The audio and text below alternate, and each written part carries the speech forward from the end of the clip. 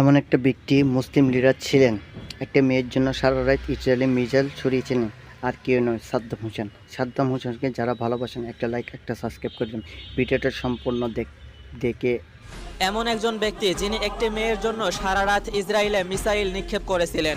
আমি সাদ্দাম হুসাইনের কথা বলছি, যিনি তার সময়ের সবচেয়ে শক্তিশালী মুসলিম লিডার ছিলেন। তিনি 24 বছর ইরাক শাসন করেন। প্রথম দিকে আমেরিকা ছিল সাদ্দাম হুসাইনের সবচেয়ে কাছের বন্ধু, কিন্তু কুয়েতে সাদ্দাম হুসাইনের আক্রমণের পর আমেরিকা হয়ে ওঠে সাদ্দাম হুসাইনের বড় শত্রু। আমেরিকা ইরাক আক্রমণ করে এবং 13 ডিসেম্বর 2003 সালে সাদ্দাম হুসাইনকে গ্রেফতার করা হয়। এরপর তাকে বিচার করে ফাঁসিতে ঝুলিয়ে মৃত্যুদণ্ড দেওয়া হয়।